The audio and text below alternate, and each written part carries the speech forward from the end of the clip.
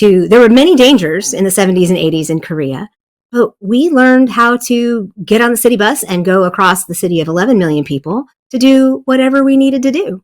And so we would, at 6, 8, 10 years old, be on the city buses all day and come back, and just our parents was like, "Where'd you go today?" It is not the same world.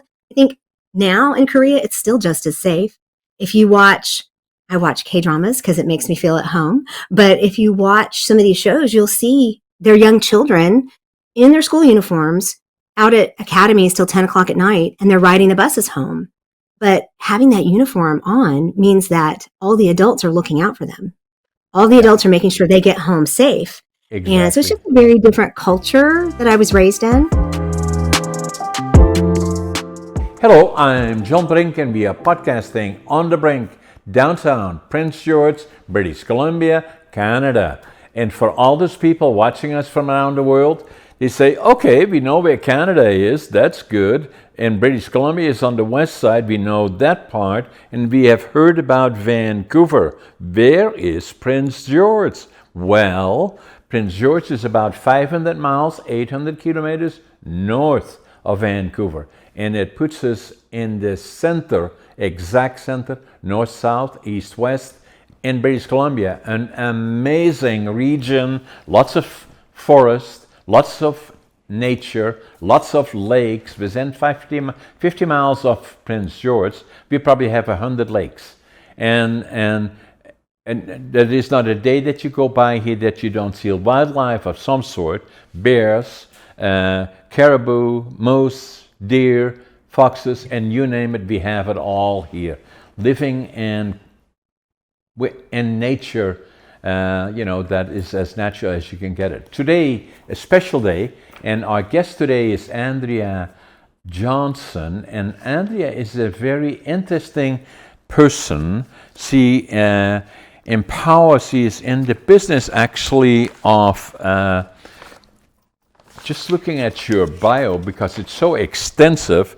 Andrea is a certified leadership speaker, a trainer, a coach, and a DISC behavior analyst consultant. And the question is, what is a DISC? And she will tell us all about that. And she specializes in particular, empowering executive and founders to lead with authenticity, conviction, and confidence. And that's a topic, an amazing topic all on its own. Andrea, welcome to the show.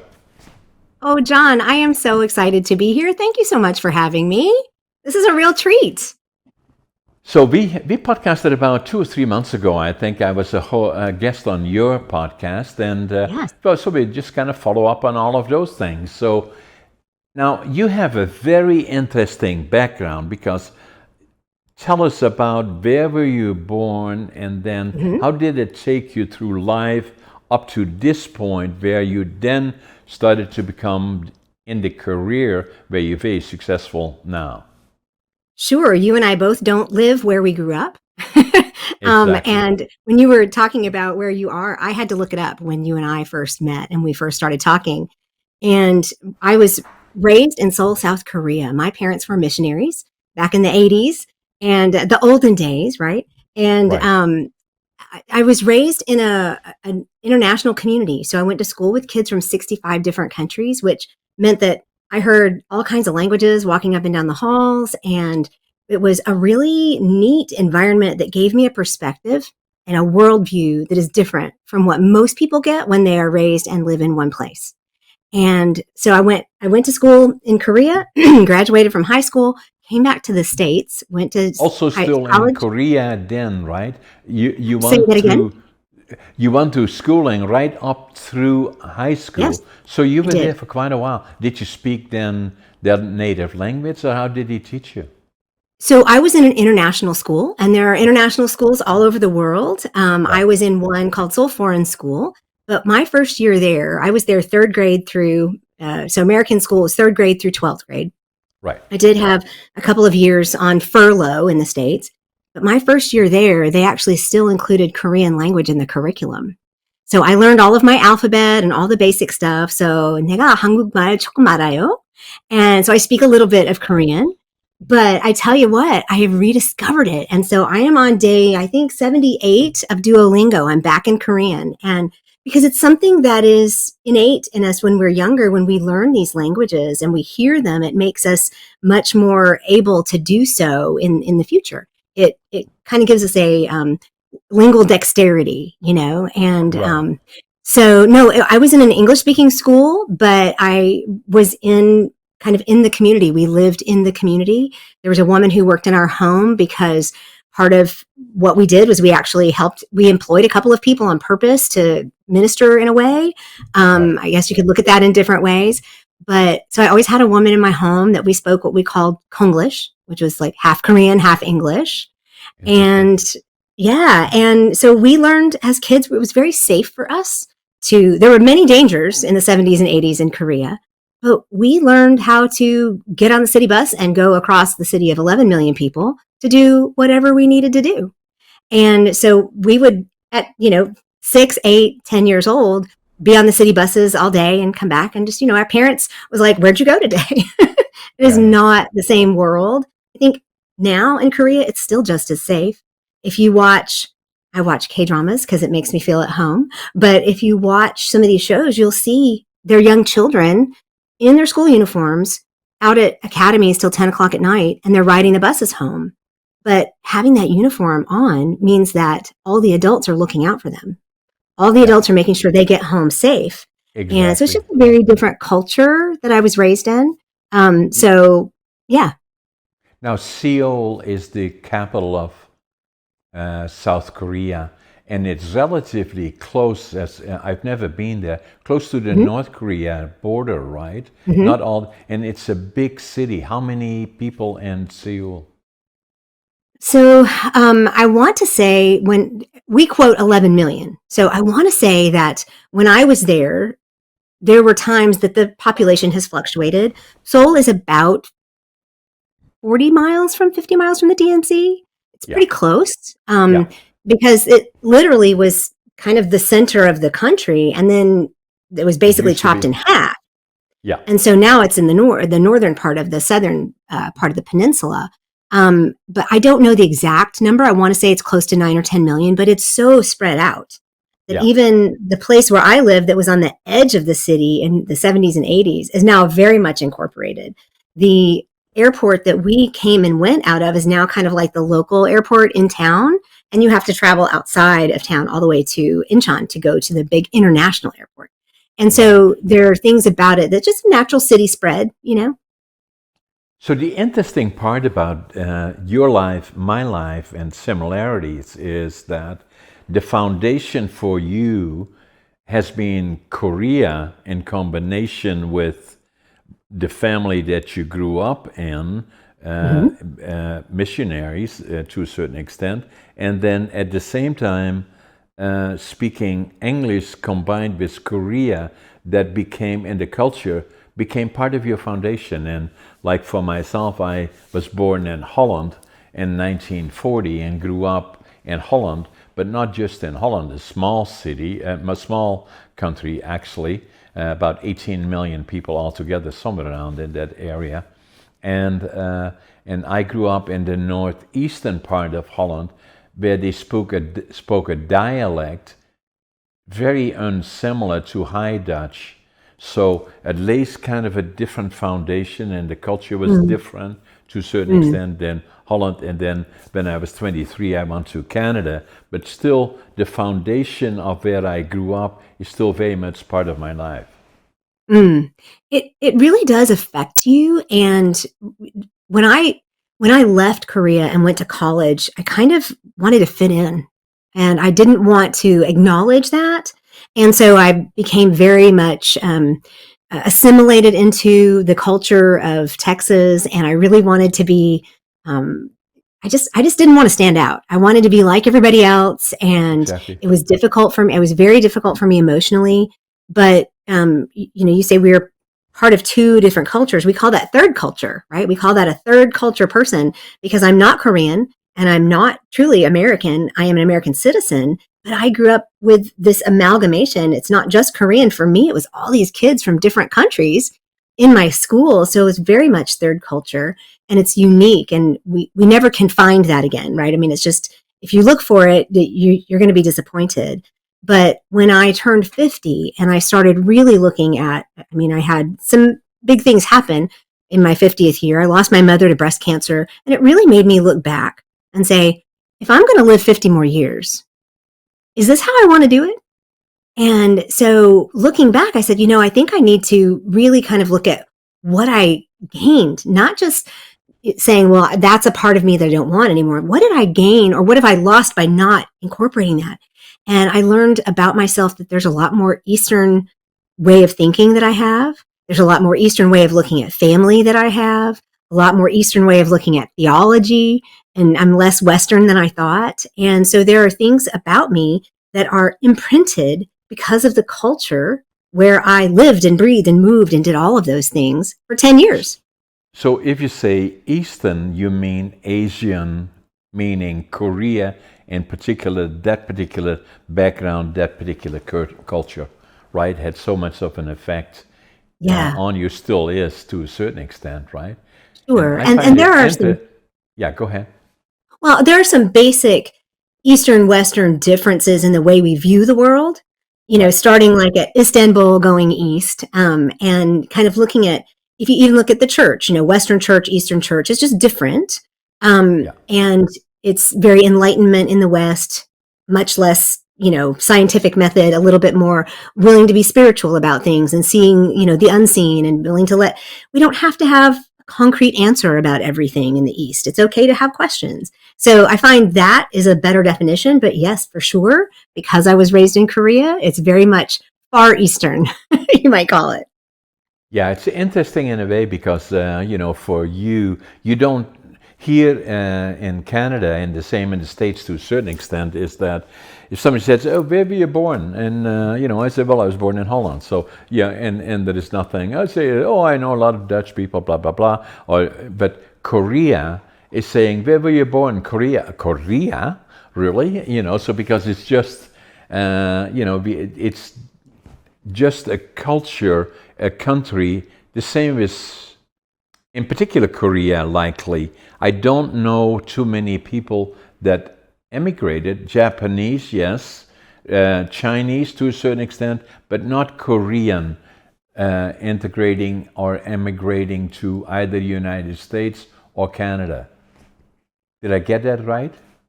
I don't know the numbers, but I will tell you that it depends on where you are. Because here in Virginia, in the mid-Atlantic states, there are huge populations of Koreans. There are areas of Northern Virginia that you drive through and you will not see an English sign. It is all in Korean. Yes. Interesting. And yeah, there are a lot, like even when I was there, there was a lot of desire to emigrate. It's a very small country, right? With a lot of people. And they are now one of the biggest exporters of electronics and cars, and they've really become this powerhouse. But Amazing. There are a lot more, and even in, like, I was in the medical field for 22 years, lots of Koreans in the medical field. So I think it just depends on where you are. You're going to find different populations kind of gathering together, and Koreans have different places where they have big groups. Now, the other thing, just talking about comparisons, so if I think about Holland, people are well educated usually. Schooling is pretty much something that you want to make sure you do, go to college and onward and learn a trade of some description, whatever that may be, pretty much what everybody tries to do. If I look at Korea, likely the same, even more structured in terms of right from an early age, everybody is wearing uniforms, and so that, and you learn to be what is structure of how you live and all the other things. The only time that I was drafted into the Dutch Air Force when I was 18 for a little more than 2 years, and that was mandatory at the time, not now anymore, but so very structured in that sense, but not in terms of. But schooling again is something very, very important, and people are very, very proud in Holland of saying, "I was educated here, there, and these are my specialties, and I'm looking at for a career here, there, or whatever." And then the other part is that most people in Holland speak a minimum, if they've gone through the normal educational system, a minimum of 3 languages. Usually Dutch, German, French, English is very common. And I wonder how that is in Korea. It's very similar. The hero, if you look at Asian culture, the hero in Japan is the samurai. The hero in Korea is the scholar. And they have a 3,000-year-old written history of the scholar. They have some war heroes, and they've been very good about defending their peninsula for thousands of years. But the hero is really the scholar. So for them, education is paramount. And it is unfortunate that the pressures of getting a good education have kind of created a culture where they go to school and then they also go to academies to like brush up on it and make sure they know everything. So they do school, 80 hours a week sometimes, depending on how ambitious they want to be.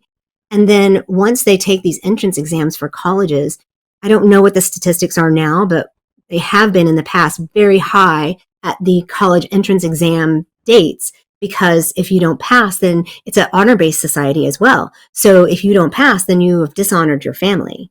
And so not only do they find going to college is a very important thing, they still have the hierarchy, the status of different names. They want to know what your family name is, what your family history. Orphans are not honored there. And it's getting better. But I mean, as far as we're concerned, but they're becoming a little bit more westernized in that. But that's still very much a part of their culture. And, for them, even just getting a civil service job is something that they study for, they take exams for, and then they plug themselves in somewhere into civil service. And all of the males have to do a 2-year stint in their military or civil service as well. So still now, I believe, right? Yes, correct. Yeah. Mm-hmm. Yeah. So the interesting part about when I grew up in Holland is that very much similarities in terms of what's the family name, where did you come from, what level, all of that is associated to who you are, where you're going, affects possibly your career. And so for me, I was born in northeastern Holland, which is usually looked down at because a lot of the properties there in northern Holland are below sea level.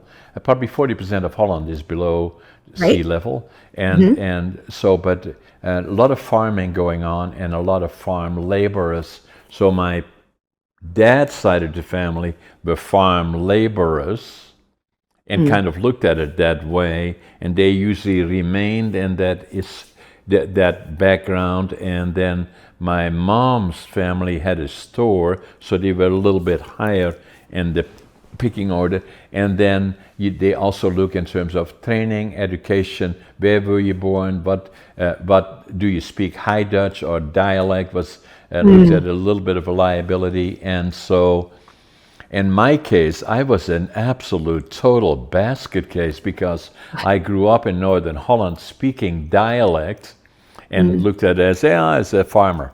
And then the other one was academically, I was not a success story. I failed grade 3 and I failed grade 7 3 times, and I had no diploma. So if you go forward then getting a career, and here we don't think about that, but there it would be an issue. So I had to work very, very hard to become a furniture maker and work in the lumber industry. And then at some point they say, okay, what you going to do for a career? And because once you get a career, you get married at some point, and that already it starts, okay, what does your family do? What does our family do?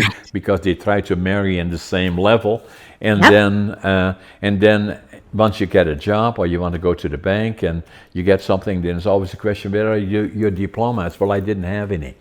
And so that made me come to Canada with nothing. and knowing that I was just as smart as the other ones, that failing grade 7 is was kind of looked down at. My friends that went to college and university, I became a laborer. I'm proud of that today, but then it was kind of looked down at, and kids are hard on each other, so I was no longer in the group that was going to college and university, and so I had to kind of start from the ground up. I did that, and once to Canada was the hope, and we were liberated by the Canadian Army on April the 12th, 1945, and it made such an impression on me as a 5-year-old that I always knew I would go to the land of my heroes. And then my academic performance, or the lack thereof, kind of further enhanced the idea of going to Canada, starting from the ground up. So I left Holland in July of 1965 with a suitcase, 3 books, 2 sets of clothes, a little bit of money, and with the dream of being successful in building a lumber mill. And starting from nothing, when I came off the bus here in 1965, and I can still see the Greyhound station from here, about 3 blocks away. Can you really? Wow. Yeah. And so I came off the bus, I had my suitcase, my 3 books, my 2 sets of clothes, and I counted my money at least 3 times, and I had exactly $25.47. But what I had lots of is attitude. No matter how tough things, even when I was young, no matter how tough things are, I always believed tomorrow be better. And then whatever I did, save and except obviously school, but whatever I did, I gave it 125%, and I still do that now. And then work ethic, I'm still working harder than virtually anybody. Even now at nearly 84, I get up at 5:30 in the mornings and always make my bed and always think I'm late. And then, and so since that time, I've gone beyond being a lumber piler or a cleanup man when I first came here. I got my mill and several other ones and a number of other businesses. And since that time, I've gone through the feeling I always knew I was no lesser than anybody else, but it took time for me to develop and gain that confidence quite later in life, well after I was 50, if not in my 60s, when I started to become an author and a speaker, in-demand speaker, and then being successful in business, and obviously being quite successful in podcasting and doing all of those kind of things. But the point that I'm trying to make is something that leads us to your specialty, especially if you look at, to empower executives and founders in particularly. How do you give them? Because a lot of them do not have that confidence about themselves as to who they are, and then get into the groove of questioning that and looking for direction or answers. Your specialty is in that area in particular. Tell us about that. It is. Yeah. And, John, I think that many times we learn ourselves the things that we need to teach. And it took me to 50 to start figuring some of this stuff out. So I resonate with you in that area as well. And there are different reasons for us for, figuring things out for our things that we needed. But what I realized was, and I work with a lot of people who are disempowered, meaning they don't have the tools they need to do what they want to do, and they may not realize it. So many times we're not even aware, like for you, walking through your store, seeing the ADHD book, Driven to Distraction, you weren't even aware that that was a tool that you needed to harness, right? To actually make it's like that helped you become even more successful. So what happens is we act within those cultural assumptions and the beliefs that we've inherited. There you go. It's right there, ready to go. I bought it in January 1997. Love it. I love it. And I wrote this in it, and it says in Dutch, because I was ashamed of it when I looked at it, it's about ADHD. Now I finally know who I am. Mm. and that was Yeah. January 1997. So, Mm. and in the book, Driven to Distraction, written by Dr. Helwell, and he wrote it in 1993. I bought this particular book in 1997, nearly wore it out, so I love it. it changed my life, so. Yeah. So, And, when we stumble across a tool or when we stumble across an idea that helps us become aware of the fact that, oh my goodness, I need a tool. I am disempowered. I don't have what I need. If a listener is sitting out there thinking, how do I do that? And you said, how do I help executives and founders get there? Usually they come to me because they recognize when they hear me say things like, do you feel like you have responsibility with no authority? Do you feel like you're consistently compromising your own non-negotiables? Do you feel stifled or unsupported, maybe even bored? Right? I mean, a lot of times, I even said this for a while, I can do my job with my hands tied behind my back on one leg in 2 hours a day. And it was just because I was disempowered to do anything else. I had mastered the responsibility. I had no authority. So what I like to do is I like to take them and turn them into magnetic leaders. And you mentioned the disc, which is a wonderful way of understanding the patterns with which we communicate. And so first we look at how we communicate. We look at what our core values are. There's 3 pieces that I work with. And the core values are our non-negotiables. These are the things that we're born with. Things like your attitude and your work ethic. Those are like some of your non-negotiables. And how do those affect what we do and how we show up? And then we look at our communication, which is DISC, which is the patterns with which we speak, the patterns with which we need to receive information, and learn to communicate those things and how to communicate with others. So many times, one of the biggest tools people need is just really effective communication. So that's part of what we work with. And then learning out how to actually live them out. I am the intentional optimist. I have 6 tenets of intentional optimism. And these are the things that help us be purposeful. These life principles help me be purposeful in how I live out and honor my core values, how I communicate and bridge the gap with other people. So that's the basics of what I do. But DISC is one thing that I a lot of times will start with because it's so clear. Yes, sir. the acronym DISC, what does Yes. it stand for?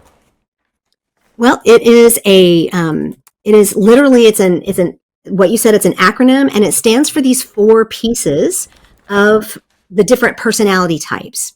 So if you look at an XY axis, we have everything in DISC is plotted there, and it's the Y axis is people oriented versus, outgoing versus reserved, and the X axis is people oriented versus task oriented. So when we say we plot out in these different places, the first place that you look is starting at the top left, and this is the D in DISC. These people are what we call drivers or dominants. They're about 3% of the population. These are the people who are results oriented. They don't care about all the details. They want to make sure it gets done.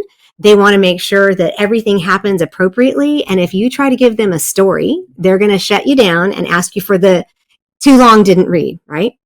So me. is that you? Yeah. Well, there are things that make us that way. I mean, because we're wired in a specific way to understand things, but things like ADHD will affect how you communicate, right? So if that's too much, then if you just need the details, part of that's your ADHD. You just need the details. I'm ready to move on. I've already processed it, Andrea, faster than you and 5 other people could process it. Let's go, right? With that Ferrari brain, right?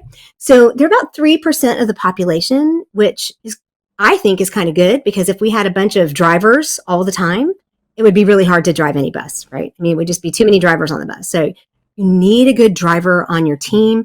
You need to know, if you're one of those people, you need to know how to use it and how to actually make it effective.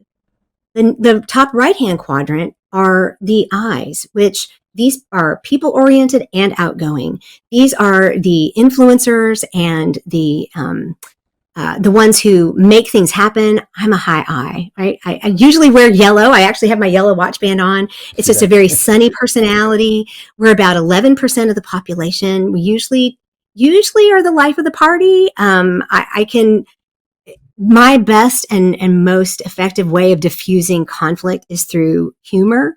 And I can drop a one-liner in, and some people will think it's funny and some people won't, but most of the time, I's are the ones who bring life to everything. They are the ones who help you bridge the gap between the D's, who are very dominant, and anybody else that needs to hear their vision. So if you're a driver and you don't have an I to communicate to the masses what your vision might be, you might have a hard time getting your team on board, right? So it's really cool to see how these all work together. The next one in the bottom right-hand quadrant is your S's. These are your steadies. These are both, if you remember that XY axis, they're both people and reserved oriented, right? So they're not super outgoing. They don't need to be on the stage. I love it, because I'm an I. But these people they're the the backbone of your organization, right? If you built this big lumber company, which I know you did, and you've done other things and you've done all this philanthropic work, the number of S's that you work with is probably astronomical. They're about 69% of the population worldwide. And these are the people that make the trains run on time. These are the people that get all your make sure you follow through with all your details. It's very possible that your producer on this podcast might be an S because they're making sure things get done. I know my producer has a high S. If I didn't have somebody like that, I'd have all the ideas and nobody to follow through. So the S's are resistant to change. They like to keep that status quo. But once you convince them, they're really good on the back end of the change curve, right? So you have your D, your I, your S, and the final one, the bottom left-hand quadrant, are your C's. These are about 13% of the population. We call them compliant or creatives. These are people who are task-oriented or project-oriented and very reserved. So they're quiet. They're sitting at their desk. They're an accountant. They might be a musician. A lot of musicians people think are very outgoing and people-oriented, but they're not. They're usually, a lot of them will say, I'm actually very introverted, and it's always a surprise when you get a musician who says they're an introvert. But these people they want the details. They really want to make sure they get it right. They're very precise. My husband is one of these. And so whenever we talk about getting anything done, he'll ask question after question after question. And you have to remember, they're not questioning you. So if a D is working with a C, the D needs to here's the results. The C just needs to know the information in order to be able to deliver what the D wants. Right? So when we start understanding these patterns, it bridges the gap between understanding of, yes, I just want the detail, or I just want the results. But how do I communicate those results to my team? And who's going to execute those results? And who's going to make sure that we get all the audits done and make sure we do it right? Having all of that is a wonderful combination. Right. And then can you are an I, but can you also be a D? I am, but acquired to be an I. I was never an I, really. I was an introvert and an extrovert, but not very good at being an extrovert. And so I took Toastmasters and did a lot to gain confidence and then unlock the ability to communicate. And obviously, that makes me successful in terms of being an author after I was 60 and being a podcaster and being an in-demand speaker as you are. So what I see is the DI combination with the DS and the C that creates the package. Yeah. So in reality, when we take an assessment and get a report, we're not only one. We are a little bit of all of them. It just depends on where you plot out on that graph. So I actually have 3 above the line. So I'm actually a little bit complicated. Shocker. I'm an ICD.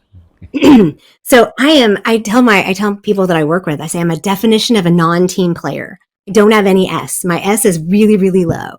My I is really, really high, but my second one is C. So I want those details and I want to make sure, and quite frankly, I actually fall out on the Myers-Briggs as an introvert, believe it or not, because I have all that C. But the D actually means that when I am in charge, I'm going to make sure it runs. And I'm going to do it with the details and in a sunny way. So once we understand that combination of who we are, it means we can show up in a way that is not trying to be someone else and is not mimicking someone else, it means we can show up as ourselves.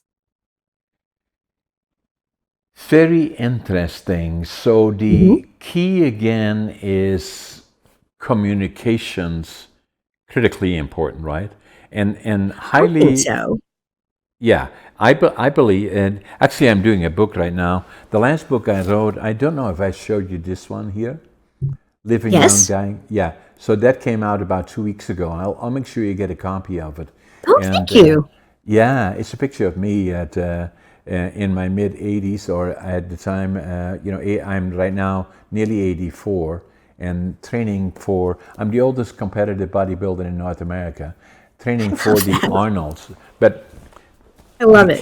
the key to me is fitness, staying fit mentally, physically, diet, critically important for obviously the objective of longevity, and a topic a lot talked about. My book, the timing of my book was very, very good because it goes to the issue of longevity from the perspective of, I'm not a medical doctor. I don't give Right. medical advice. I just use me as an example, that quality of life and making sure that the basics are right, the diet, exercise, sleep, and all the other elements are critical, and it's all in the book for longevity. And then the other part, very, very important, is especially when you're an entrepreneur like myself in a leadership role. It took me a long time to get past the fact that I felt I had failed, although it didn't totally stop me, but I always knew that I likely would not be successful in Holland. And leaving your country to go with nothing to another country where I already had all my family, and Holland is the kind of place where when in the mid 60s, late 50s, that if you left the area you were born in, where your family is, and say that, the Peter, who is my, hypothetically speaking, my nephew, he left. Oh, okay, John, where did he go? He went to the town 40 miles away from us and saying, oh my God, what happened? We'll never see him again, and on, So that's kind of, everybody is around each other virtually, and then at the same time, if you go to the other side of the world, it's a whole different story, right? So, but for me, that was important. I had to start all over again to prove to, not to anybody other than to me, that I could do it. Starting with nothing for me was important. Couldn't speak the language, didn't know Seoul, didn't have a job, and I wanted to go to Western Canada. That's where all the timber is, and I wanted to build a lumber mill, and that's what I was going to do. And then it meant starting from the bottom, which I did. But then still, even after I already was quite successful, and everybody said, hey, John, you're so successful, I didn't feel that way. I still felt I did not have the confidence. And it was not, as you already noted, it was not until I read this book from Dr.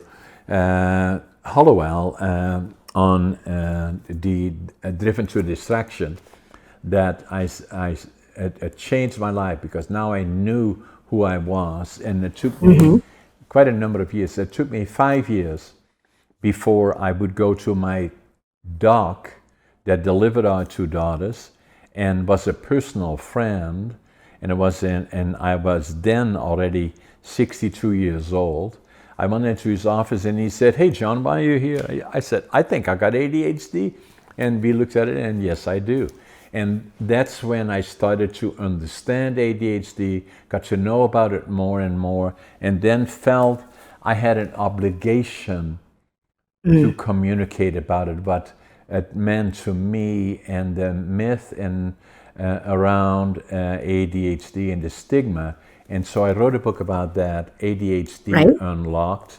And and still speak about it frequently now, although it's becoming more and more accepted as something that is part of life, and the frequency of occurrence much higher than was first thought.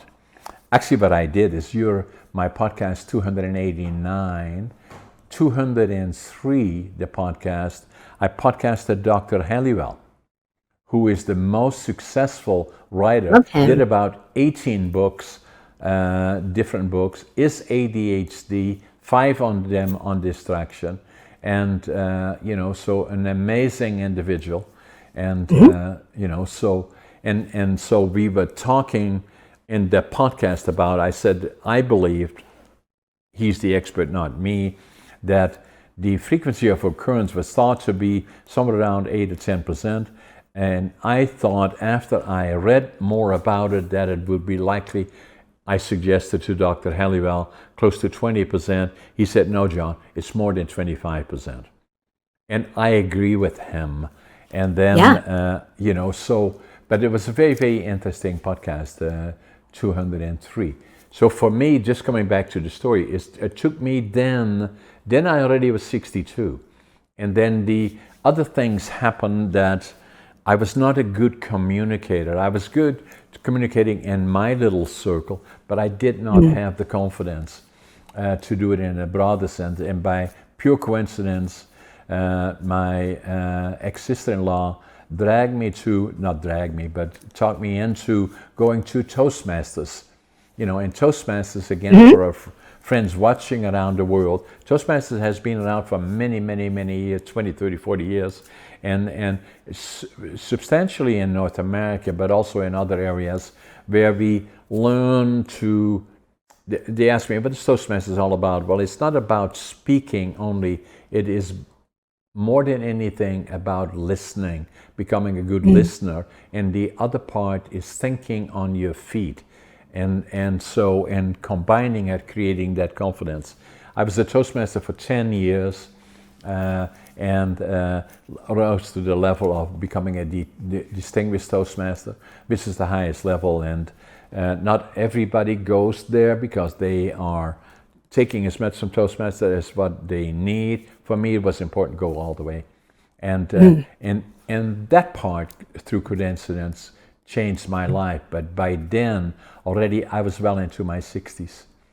And then the other part that changed my life is that I was not as healthy as I should be. My wife is vegetarian, and I didn't listen to her as well as I could have, should have. I did to a certain extent, but I had a case of diverticulitis, which nearly killed me. It is where you have a rupture. In my case, I had a rupture of the colon, and you have a limited amount of time before the toxins attacks your organs. And so I came that close and to not making it. And from that point forward, I knew I had to take it more serious in terms of diet, as well as going to the gym. Up to that point, I was just like everybody else does a lot of times. At the end of the year, we make that commitment. I'm going to do this, that, and then I'm going to buy a membership to the gym. And then after we buy it, 2 weeks later, we can find 100 reasons as why we are too busy to go to the gym. And so for me, what I did is I got a trainer, because my life is appointments. And I know when I make a commitment, I will meet that commitment. And after about going to the gym for about 6 years, with a trainer, and by then I'm well already in my late 60s. Somebody said, hey John, I ever thought about competing? I said, me? And then I said, why not? It's a challenge. So I did that. And then, and again, late in my late 60s, I competed for bodybuilding and physique in Northern BC, came in second bodybuilding, third in physique, then provincially came in third and second. That qualified me for the nationals and the Arnolds. And then COVID came. But that kind of slowed me down a bit. But then again, now, nearly being 84, I'm again training for the Arnolds, and with my trainer, and as you can see on the picture, that's me And and the point of it is, more than anything, and that's why I wrote the book. Once you commit and understand diet, not from a medical perspective, but from somebody that is living it, has lived it, still is living it on a day-to-day. After this podcast, I'm going to the gym because I do that all the time, and it has become part of my life. Fitness, everything is possible. Understand the simplicity, not the complexity of diet, and then going to the gym and working on your physique. It's not necessarily becoming an Olympian or a bodybuilder like I do, but at least keep your body moving. Even if you walk half an hour a day, if you do it and you keep it up, you will see the results very, very quickly. It makes you feel better. And at the end of the day, what is important is not so much age and the number, but quality of life that brings you there. And so that was the object. That is the objective for the book. Yeah, I love that. And as a coach, we work with people we use something we call the life wheel, which looks at all the different areas of your life. And it may be that somebody comes to me and says, I'm really not happy in my work, or and it's like, well, let's just actually plot it out. And so it's this wheel that you've probably seen one that looks like a pie chart, and you can label it however you want, but included on there are things like your health and your finances and your family time and your relationships, because if they're not in balance, the wheel's not going to turn well, right? And so as somebody who works with wood, you can't make a wheel that isn't actually a perfect circle. So Exactly. the goal through some of the tools that we have might be to, like I need to get my fitness, or I need to get my diet back under control, or I need to get my financial fitness to a place where it actually supports me to do all these other things.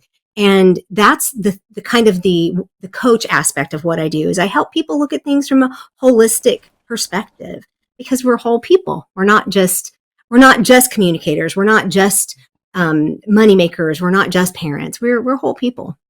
Now, for you as well, Andrea, you went through some challenges as well, physically and in your life, before you discovered in your 50s that this whole new direction that you took on the basis of what you had lived all the way back to South Korea, really, where you spent 10 years of your life, and to share that and turn it really into where you were able to consult others in terms of their lives, in particular to executive and founders.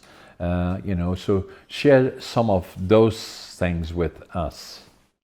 Sure. I've had my own physical challenges and emotional and mental challenges. I have in my history bulimia and depression.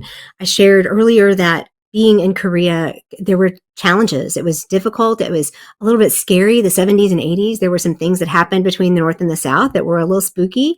If you go back and look at Korean history, there were the aspects of being in a whole new culture that were difficult for me.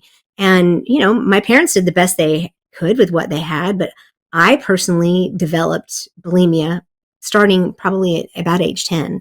And so finally confronted that after my family is also predisposed to, let's just say, storing energy, right? We're predisposed to storing energy. And I have quite a few family members who are obese and have diabetes and history of heart stuff. So by the time I was 20, I realized I was using food in a way to comfort myself, to not deal with hard emotions, to not deal with not fitting in, being that third culture kid, doing different things. And so understanding at age 20, I put myself into a 12-week inpatient program for bulimia and depression, and owning the idea that I had depression on and off through my young adult life. I was on antidepressants for over 7 years. I've been through counseling, lots and lots of it. I am a huge advocate for counseling and therapy because I know what it has helped me work through. But being on that end of the weight loss and body image, I still struggle with my body image. I'm at 57. I'll be 58 next month. But by the time I got married and was trying to have children, I realized I was really struggling. And my mother in 2005 or 2003 was diagnosed with breast cancer. So I knew I had that history in my family. And at the time, I worked for the Johns Hopkins Oncology Center, and I worked in medical oncology, and I interacted with breast cancer doctors all the time. And I knew the risks of being obese. And at the time I was about 310 pounds, and I'm only 5'1" and a half.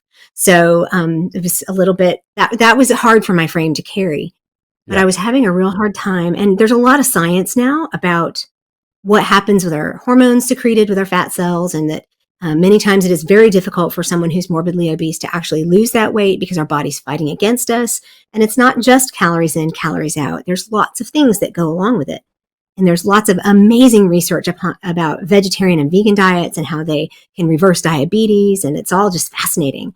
At the time, I knew that I was really struggling. I could not lose the weight. I could not get it off.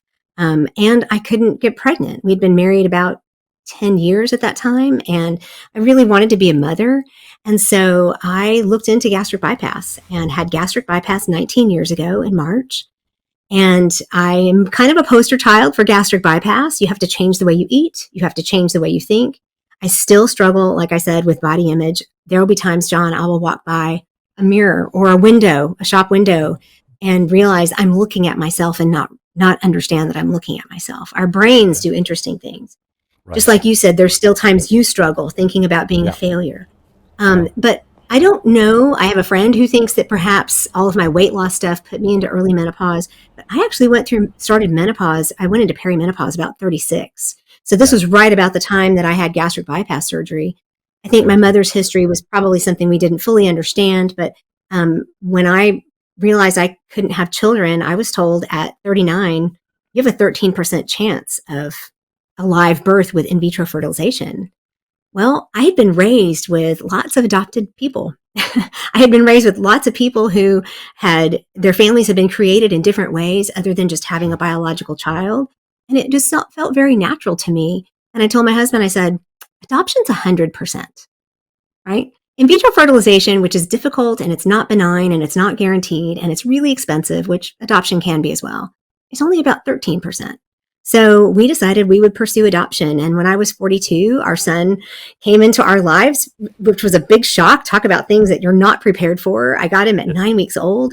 I found out like 2 days before we were going to get him. And it was a private adoption. And it was a connection of a woman in my church whose granddaughter was babysitting. And this girl knew that she couldn't do this. And it was just a beautiful way. It was all orchestrated. But I called my mother, I was in Baltimore at the time, and I said, I don't know the first thing. I don't even know how to change a diaper. I'm 42, And so I had, just like you had plenty of things to learn about yourself. Learning to be a parent at 42 was a real challenge. It's amazing when you look at the way that our minds have been cemented. Kids are supposed to be this way. Parents are supposed to be this way. By the time you hit 42, 45, you've got some really distinct ideas of what the world's supposed to look like and how everybody's supposed to react. Exactly. So it was a real learning experience, and he's 15 and it's still a learning experience. But this goes back and circles back to our conversation that you and I had about ADHD. We realized early on that there was something different about this kid. He was all boy and he had all the energy in the world, and we had to put a leash on him to keep him in, if he would take off. He got kicked off the bus because waiting in line for the school bus, he went under the bus. And the principal said, we can't have that. That's not safe. And so it put us on a journey of discovery. So I had to learn how to work through depression and learn how to eat differently. And then I had to learn what it meant to be an adoptive parent. And I'm still learning. There are things that we're learning just in little ways, like adopted children tend to hang on to things a little more. And I am not a pack rat. And so we're discovering that. He's up there cleaning his room now. But I had to learn all about ADHD, which is where I discovered Ned Hallowell. So I'm intensely jealous that you were able to work with him. But being able to see all the different perspectives, all the different ways to look at life, all the different things that you overcome. And John, we never think our story is fantastic or outlandish until somebody asks us and says, wait, you did what? You lost 180 pounds? What? You figured out ADHD for your kid. And now I'm the mom that's constantly involved and advocating. And the teachers are so thrilled when we're involved with his studies and we're trying to help him build his own skills. I don't know what he'll do for a living. I don't know if he'll go to college or not. I just want him to be comfortable in who he is and to understand all of his strengths and all of his Yeah. amazingness, because I want him to turn out to be somebody who's 84 years old, who's willing to say, I'm going to try new things. Right. Yeah. So, I love having these conversations that are kind of intergenerational, that show how the things we learn even from when we're a child and as we interact with other people, we can now point to people and say, hey, you see this guy here? You can be him, right? You can look what he Exactly. did. And so, so that's a little bit of the challenges that I dealt with. Yeah. So, but it gave you the foundation, Andrea, more than anything, all of it, every bit of it, going to Seoul, Korea, and your emotional travels along the way, and same as you, I was affected by PTSD because saw far too much during the war years, was affected by the inner child, the fear of losing. My dad was drafted into the Dutch army, and the last they heard from him was when Rotterdam was bombed. And for 5 years, my mom had 3 kids, brother, sister, 1 year older, 2 years older than me. So the fear of losing her, because everybody had their own issues and problems, so I was got counseling for the inner child well into my 50s. Very emotional when we had some counseling about with my wife now, but then we're getting some counseling. And then the counselor said, I want to talk to both of you about maybe John having to get some counseling on the inner child. I never even heard of it. I had no idea. So we agreed to that, and so very emotional, and but again, very important. And I, like you, agree that to at times when in this challenging world and all the things around us that are happening, that especially males tend to be reluctant to seek counseling because, unfortunately, thinking that it shows weakness, which it doesn't. It shows the opposite, actually, Correct. in my view, and Agreed. to that's important. And but going back, what has allowed me to become an author. I'm working on the book that comes out next August. Still haven't found a title. On communications is very important. So I've done 4 now. The one is Against All Odds. This one here, and and Against All Odds is basically, it took me 80 years to live, 20 years to think about writing. Writing books, as you well know, is not easy. And so it took me 80 years to live, 20 years to think about, 2 years to write it. And it's all about not how successful John is, just the opposite. Falling down, standing up, falling on, standing up, and staying the course, never give up. And then did all the other ones. But the other part that has played a major role in my life is Toastmasters indirectly, but talking about communications. And that's not all about Toastmasters, but it's about, if I look at communications today, in particular in the world, that communications in a general sense are changing from the old communications, newspapers, the news media to a certain extent, and all those kind of things, and including, although I'm an on-demand speaker doing keynotes and all the other things, including that particular area, are becoming old communications. The new communications are more turning around the internet, virtual. Podcasting is an amazing direction of communication, and it's still at the beginning, and it is still in the process of exploding. And if you are sitting in, where are you now located? I'm in Charlottesville, Virginia. You're in Charlottesville. Virginia. I'm in central British Columbia. There we are sitting here having a discussion like you're sitting with me on the. I have two couches here. Hmm. Normally, if I do person to person, I sit on that side. Yeah. The guest is here, but it feels the same, Andrea. There we Mm. are sitting here, and the rest of the world is watching us. So we already know that our podcast will be, and I know that will be watched by tens of thousands of people. Mm. That's the new direction. And be podcasting as you do, and you have a podcast, Stand Tall and Own It. Mhm. It's very popular. It is podcasting around the world. We have people from South Africa, from Central Europe, from Greece, from Sweden, from all over. And that is the new direction, a part of the new media. And Yeah.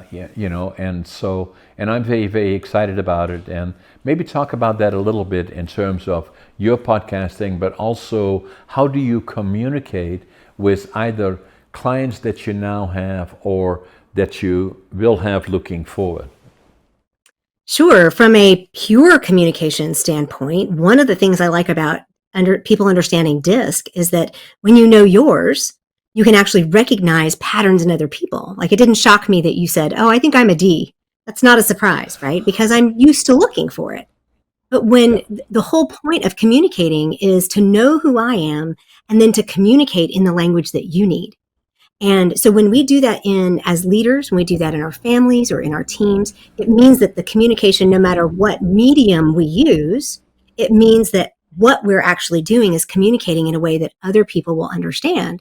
And as a Toastmaster, I love you said it's about listening, because when we communicate with people, we tend to think that if we just speak louder in whatever language we're using, they're going to understand, right? I experienced that a lot with Americans coming to Korea. That's not how it works. You have to speak their language. So I think understanding, so as far as I'm concerned, communication basics are understanding the language for the person that you're speaking with. And that could be, as a podcast, or an entire audience. If you're an accountant speaking to accountants, you can talk that language, right? But I talk with all kinds of people. So I have to make sure that I cover the bottom line and the details and the storytelling and the making sure people understand what it's like to have a good team feeling and a feeling of security. But when we do any of the mediums that we're talking about, as long as we know how to communicate well, we're going to do it well. And my podcast changed titles. I decided it needed to be called Stand Tall and Own It, because I had been interviewing all kinds of amazing female leaders. It was called Intentional Optimists, Unconventional Leaders. And what I was doing was trying to gather data and information and examples of women who were leaders that didn't quite fit the mold of what we see as the leader, right? As if we see, like in my career, the leaders that were always at the top usually were male. They were usually tall. They usually had blue eyes, and they usually had a master's of business administration, an MBA. And I wanted to interview women to show we are natural leaders. This is a way of leadership that gets kind of discounted. But when you look at some of the leaders that show up especially in entrepreneurship and in global work, women show up in ways that men never could. And part of that is because they're willing to do it differently and they're willing to take a chance. So when I started looking at that, I realized, oh, there's some things that I actually need to change. I need to change the way I see things. And I went through a period of time of really just kind of reflecting. And so now my podcast is very much focused on what are the things that are important for us to stand tall and own. Maybe it's our opinions. I was told as a child, nobody wants to hear my opinion. Well, you just asked me for my opinion, right? So evidently people do, right? Exactly. I was told I was too loud. I talk too much, but this is kind of what I now do for a living. So being willing to stand tall and say, these are the things this is who I am. I'm going to celebrate who I am, and I'm going to do it in a way that will allow other people around me to flourish because I'm bringing my strengths to the table. So that's really what my podcast is about. In your experience, which and my is experience, critical. of course. Yeah. Yeah. Yes, absolutely. So Andrea, this has been an amazing podcast, and I was looking forward to it because I was a guest on your podcast. For all the people around the world watching us, these are the type of podcasts that we do. Both Andrea does, and very successfully on her podcast, Stand Tall and Own It. And I hope you like it. You will see more of it. Subscribe to our podcast, like it, own it, share it with others, comment on it. And again, as we both agree upon, podcasting and the virtual around the globe is emerging as the new media.